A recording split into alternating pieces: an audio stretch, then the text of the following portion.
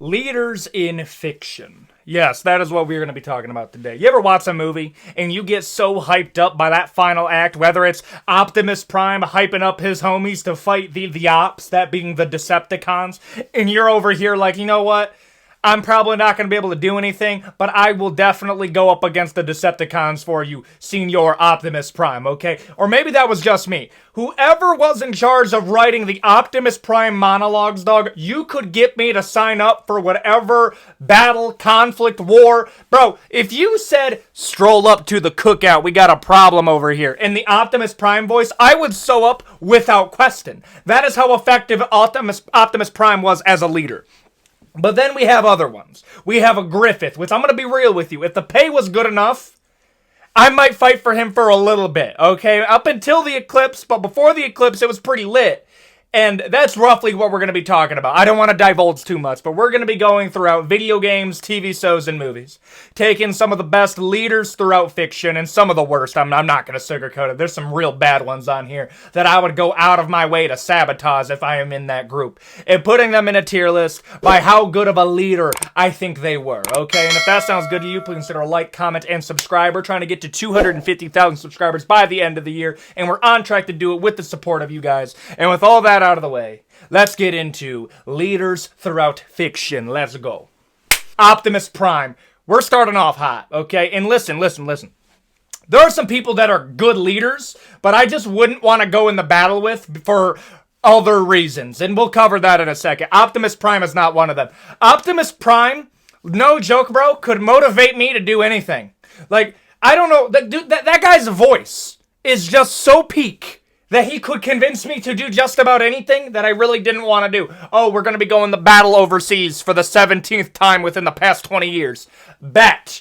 Just put it in the Optimus Prime voice and say, Americans, roll out. I'm doing it. Like, there's few, like, people notice that too. There's some people that have a voice that just motivates you. Number one, Kevin Conroy, may he rest in peace. That's the voice of Batman, if you've ever... Yeah, just Batman's voice could motivate me to commit war crimes. I'm just going to say that right now. And that's also Optimus. It doesn't matter what the odds are. Optimus Prime would be able to motivate me to battle until my last breath. I don't know what it is, okay? Now, what he's fighting for, that's another thing. I don't even know what Optimus Prime is effectively fighting for with the Autobots. I don't know if the Autobots are in the right. But Megatron isn't very... He doesn't have that charisma. Somebody that I want to be led by. If I'm going to Optimus, I'm putting Optimus in till my last breath. Okay? He just has to do his little 5-minute speech or a farm session, and I'm ready to go. I don't know what it is about him, bro, but anyone who grew up with the Michael Bay movies, and number one, if you want to get on my bad side, disrespect the Michael Bay Transformers movies. Like it or not, Michael Bay is the reason why Transformers is recognized today as an IP. No joke, bro. The entire reason that the Zoomer generation more or less understands Transformers is because of the Michael Bay movies. If you're salty about that, I'm sorry, little millennial. That is just how it is. I understand it. That's not as true for, like, the millennial generation. Gen Z, that is quite literally how we understand it, and Optimus Prime aura-farmed his way into one of the best leaders in fiction, no joke. Commander Erwin from Attack on Titan. Bro, I love Attack on Titan. No joke, bro, like, there was such a long time, okay? I was such a late adopter. To give you an idea of how late an adopter I was of, like, watching any type of anime ever, and here's the thing, I'm not even a big anime guy. Like, I can describe to you, and people judge me on the order of which I watched it. My first ever anime I ever watched was Attack on Titan, okay? Loved it, one of the greatest series I have ever seen. I would actually put it in my top 3 animated series of all time, okay? I would bring up Avatar. Avatar doesn't really count, is what I'm being told. It's more of an American animation, and I'm over here. Why are you over here being a purist really quick? But I put Avatar number 1. Number 2, I'm putting Attack on Titan. And then after Attack on Titan, I went off the fucking deep end, and then I watched Berserk. The free Berserk that you can watch on this platform. And that effed me up. Effed me up so much. To cope with it, I ended up buying the collection. And to cope with it further, I'm going to have to make a video breaking down Berserk because, oh my gosh, that messed me up. Okay, that was my second one. Third one was JJK. And now I'm slowly but surely going through. And the reason I'm going through all of that is after watching all of it, Erwin, bro, here's the thing about Erwin, dude. Erwin is literally motivating you to go fight to the death. And here's the thing, it's not like fight to the death and you'll maybe win. It is literally, he's motivating you to become fodder for the enemy. The entire last speech of Erwin is basically just him saying, yeah, bro, we're all gonna die. Like, every last one of you is gonna die. But guess what? You're dying for a purpose. And this purpose is something that you should be thankful for. Okay? What were you gonna do otherwise? You could run away, you could go home and live the rest of your miserable lives in fear. Or you could go and battle today as brave young men. I'm sorry, that's hype. I was getting hyped. I'm over here. I went from, okay, we're gonna leave, right? I'm gonna retreat. I would have retreated like 15 minutes before, but if I stayed for 15 minutes longer to hear Erwin speaks, I'm continuing on. I don't care if I'm fighting a 150-foot tall Sasquatch that is absolutely drilling me with a fastball boulder. I am throwing down. Am I gonna get iced? 100%. Erwin is motivating me to do so. Okay? The only thing that I have to put against him is I'm gonna put him under Optimus. Why? I don't even know what Optimus is fighting for. I really don't. I don't know if he's like super pro-human, is like 50-50 on human, pro-Autobot. Erwin, we're fighting for the human race, and I am down. I am unbelievably down. I'm putting Erwin in till my last breath as well. Master Chief. Now, this is what I meant by, they're good leaders, but I wouldn't want to go in the battle with them. Why? Where are they? Where are all of his homies? They're all dead. Okay? Like, real note, bro, you could be the coolest guy. I don't want to follow somebody that literally every person around him, if they're not a super soldier, gets iced. Like, I could count on my hand how many normal people inside of the Halo universe battled with Master Chief and somehow made it out alive. I don't want to be turned into a character development moment, and then I'm kind of like I tell my family I died happy. No, I didn't. I bled out to death because I just got hit with a spiky crystal that blew up and took my left arm. I wasn't happy. What are you talking about, dude? And that's the thing with Master Chief. Would I go to battle with Master Chief? Yes. Would I go out of my way for it? No, because I'm probably gonna die. Like, I don't really know. Erwin's getting me motivated enough to do it. Master Chief is saying a few words like, the Covenant. And then he'll do a head nod, and that's supposed to... I need a speech.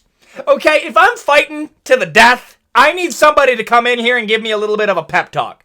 Call me a diva for that. I need a pep talk from the person who's asking me to give my life for him. And at the end of the day, I'm putting Master Chief in...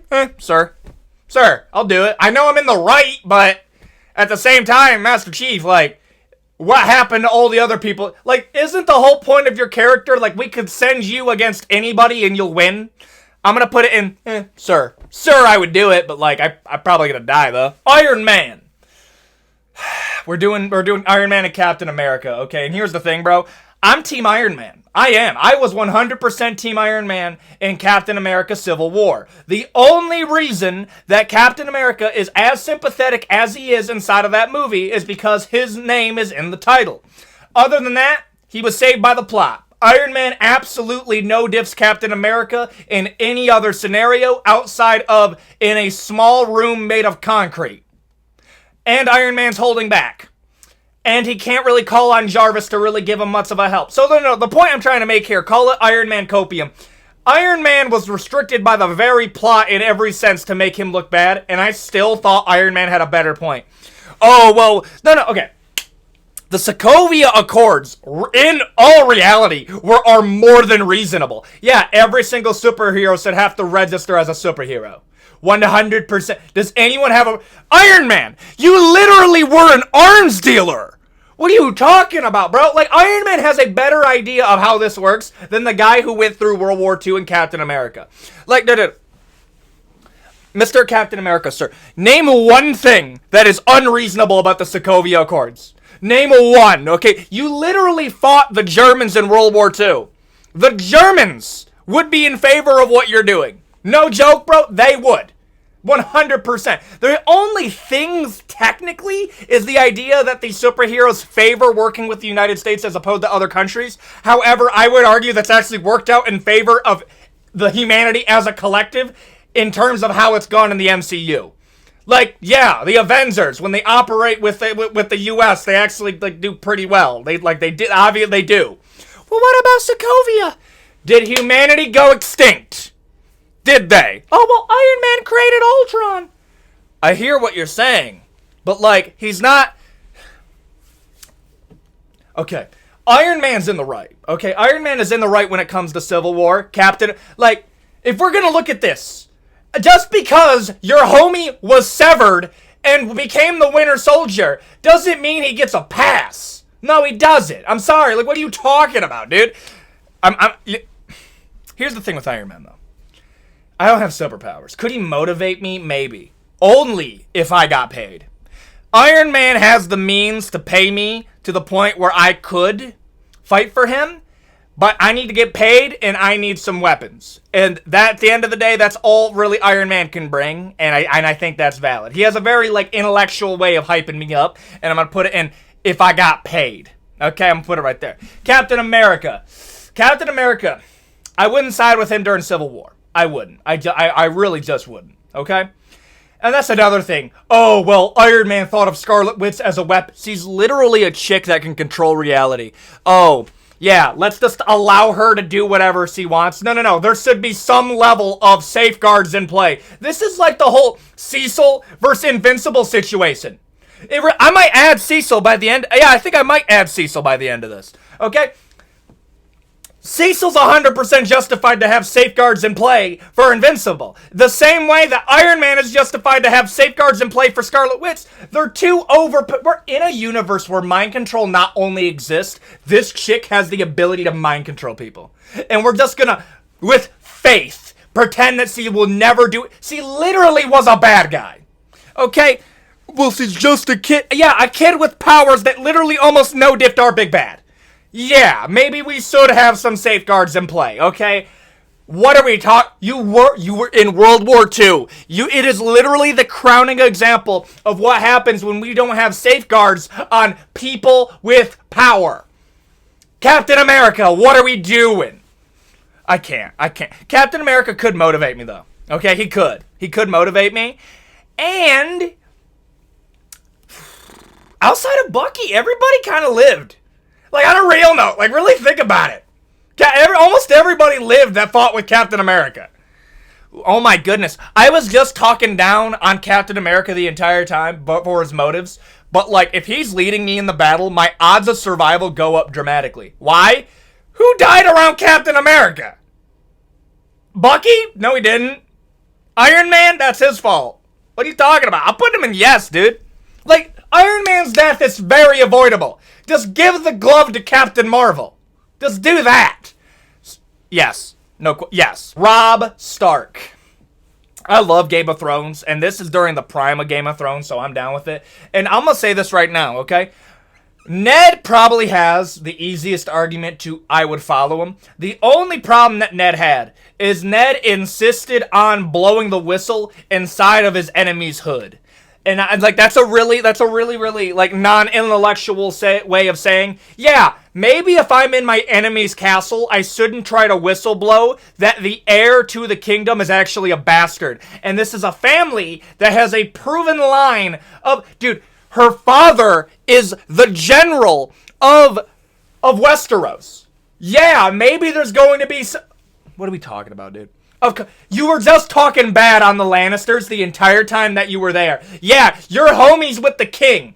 Everybody else there hates you. Ned, the biggest problem with Ned, honestly, is he's just absurdly naive. Because he didn't play the Game of Thrones. Yeah, that's why he's dead.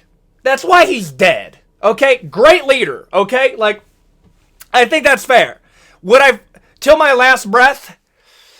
I don't know. I don't know about my last breath, because at the end, bro, all you had to do was just play along with Cersei for a little bit, and then wait till you go to the north, and then raise an army against them. Oh, well, he would have lied. Dude, it's the same problem I have with Jon Snow. Jon Snow got to the point where there was literally no nuance in his character, and he is meant to be the ultra honest, ultra honor. Like, no! It is literally killing your loved ones that you won't fucking lie. That's you, Ned. Lie one time. Well, lying is good if it saves lives. I can't believe that's a hot take. Yeah, you can lie to evil people. Why is that a hot take? I'm going to lie to Cersei. Yeah. Yeah, bro. Your son's definitely the heir. I have no problem with this, not at all. And you actually look really beautiful today. And I hope you have a really good day. And your marriage with my homie is really going good. And yeah. And I know in the books, she like tried to seduce Ned. Bro, I'm taking it. If I had to save my life. Let me ask you a question, Doug. If it was to save your life, you had to sleep with Cersei Lannister. Yeah, what are you talking about, dude? 100%! Okay, yes, but Ned is woefully naive of how evil people are, and it bothers me. Like, I would trust him into going in the battle with him. I would not trust him in any, I wouldn't even trust him as a party, because he would probably be like, oh yeah, here's drinks. It was bought for the crazy dude at the counter. Brother, we're getting roofied. Okay, yes. Yeah, I'll put him in yes, but oh my gosh, he's woefully naive. Rick Grimes.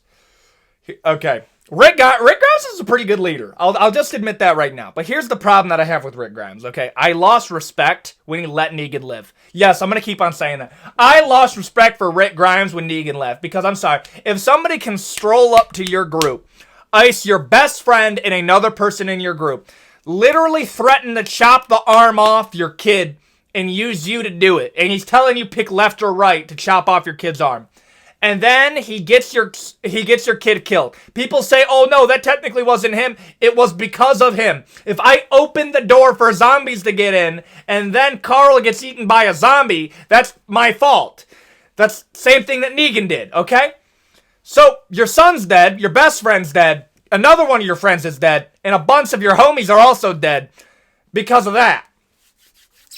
Okay, and he's literally threatened to kill your child multiple times.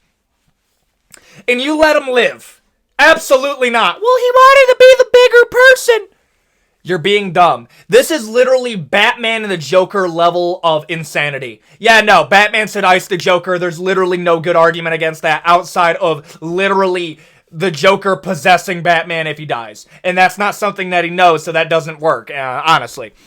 Rick Grimes should have iced Negan, and yes, that does bother me to a point of like, if somebody can ice your child and you still won't get rid of him, I don't really trust you. Like, on a real note, I really don't.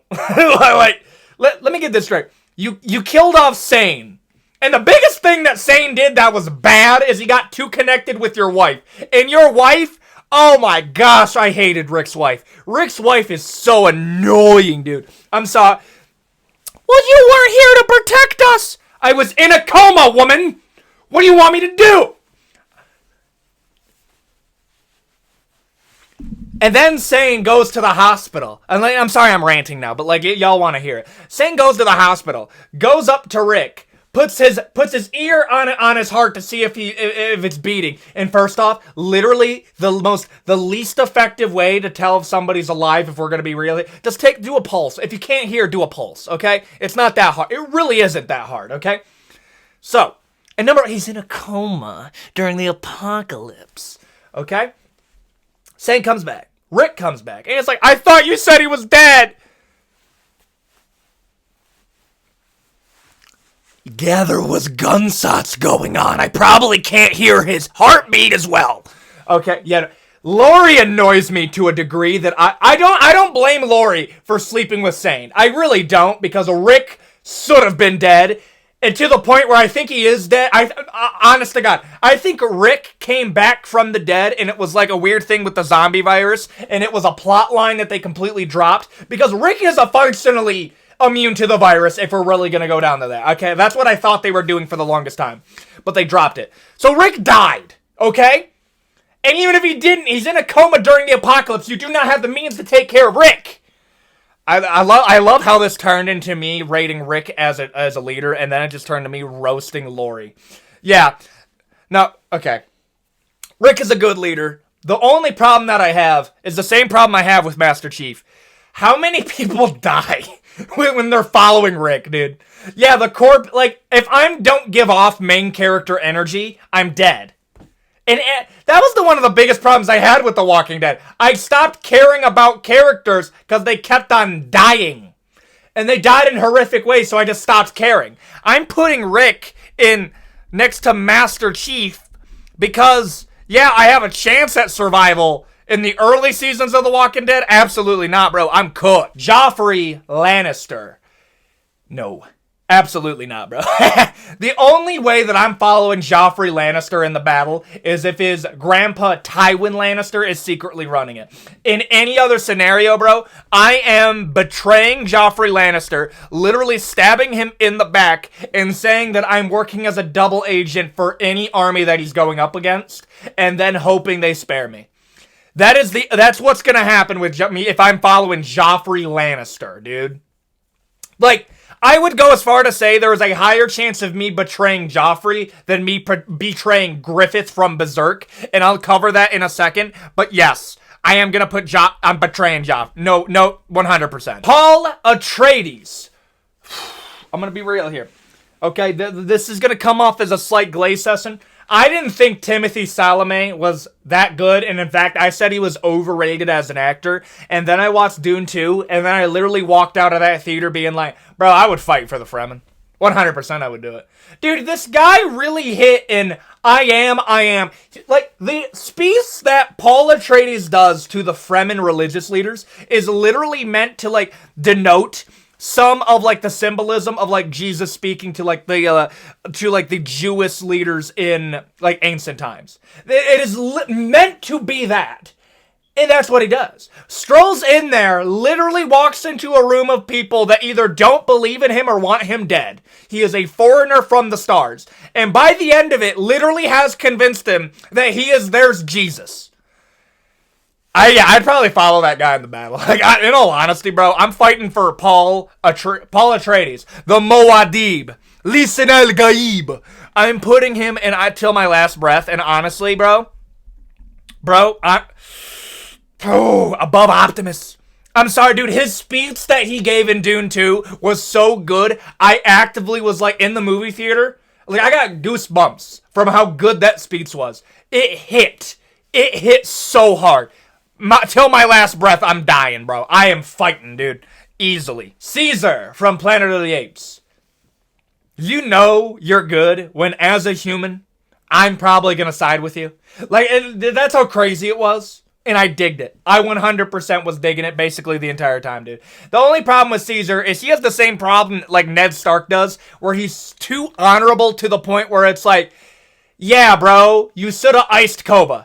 Like you had full grounds to ice Koba. Nobody would have batted an eye. But you allowed Koba, basically Judas, to get close to you and dude. Caesar, what are we doing? I understand you're an ape and maybe I'm holding you too high of an account. But like, I don't know. I might have, like, it's to a point where it's like, no, obviously you got, listen, that's all I'm saying. Moadib, Lisan al Gaib, Paul Atreides, if anybody tried doing that, he's icing them. Erwin is getting that motherfucker court-martialed. Optimus, he's probably going to say a one-liner like, did you forget who I am? And then decapitate him. Caesar, I feel like, is like the land of three chances. I'm putting him in, sir, honestly. I'm going to put him under Rick. Why? Because Rick ain't allowing you to do that. And maybe. He allowed somebody to kill his kid, and he still kept him alive. So I'm going to put, we're on the same level. The God Emperor from Warhammer 40k. Here's the interesting part, okay? Because, okay, there's following the God Emperor, and then there's following the people that follow the God Emperor. Like, no. Like, here's the funny part. The God Emperor hated him being seen as a god, so it's meant to make Warhammer kind of ironic in that sense, where the Black Templars literally believe him as a god. Okay? The name God Emperor. But if you're following him as it's happening, he literally is dragging you from the technological Dark Ages, which was when they fought the living machines, and then you're fighting literal chaos gods. And, like, here's the problem with Warhammer. Every other side is significantly worse for you than the Imperium of Man. The Imperium of Man is the greatest option, and this is before the Horus Heresy, so this is the most united that humanity has been since the technological Dark Ages. So, effectively, this is the best one. Like, it is. But part of the problem is that it's not great. Like, it's not a great living. It just is better than everything else. And I'm gonna be real, if I'm in there, I'm looking at him the same way that I'm seeing Erwin. Yeah, I'll run to my death because the alternate of that is way worse. So I'll put it right there. Robb Stark.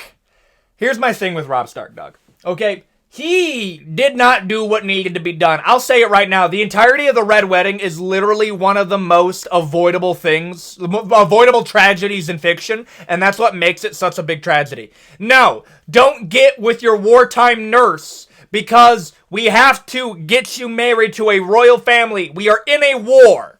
We are literally going to war with the Iron Throne. Your dad got iced by them. Most likely, a lot of people else are gonna die. So, Robb, buddy, lock in. Marry the Fist Man's wife. And I know, like, people got mad at his mom for being like, yeah, but, like, you can have her as a mistress. You don't have to marry her. And people were like, oh, that's kind of messed up. This is the Dark Ages. Literally everybody had a mistress. Literally everybody. Most marriages were simply just as a business transaction. What would I do? Oh, I'm telling my wartime nurse, ayo, adios. You can be my mistress, though, and then we can kind of be married, but, like, in secret. And if she said, no, I'm not down with that, I would want to be your number one. I'm looking her in the eye, and I'm going to say, listen, I love you and all, but I'm literally fighting a war where my father got killed. So, I'm going to say this again. I'm going to marry this lady. I do not love this lady. It is strictly for a business. Can we drop your main character princess syndrome for a half second? I am doing this so we can win a war. After the war is over, then we can end it.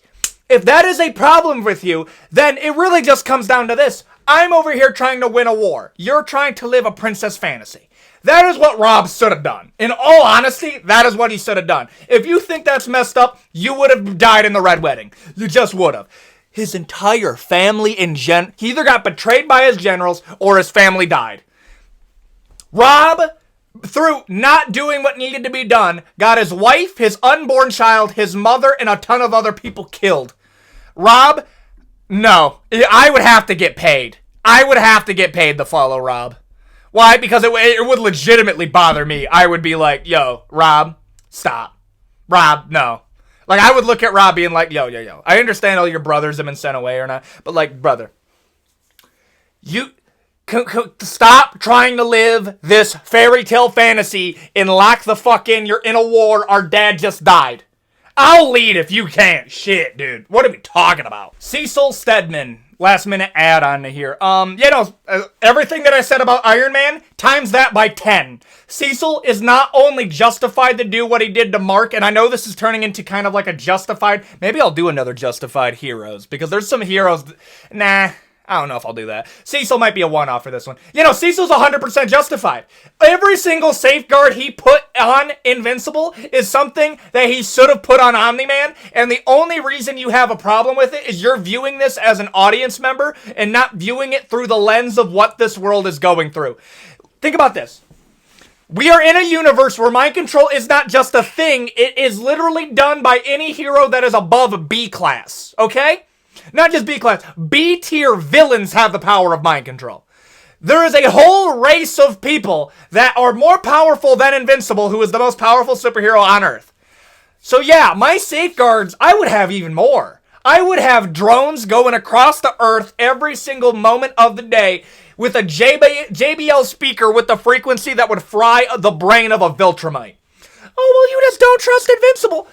It's not that I don't trust Invincible. It's that we're in a universe where the multiverse is a thing, and there's a Invincible war. Like, Cecil was proven right by having all of these safeguards against Invincible when the Invincible War occurred. When guess what happened? A ton of Invincibles went to go attack Earth. So yeah, those safeguards really did work, did they? Oh, but why did he implant it inside the skull of Invincible?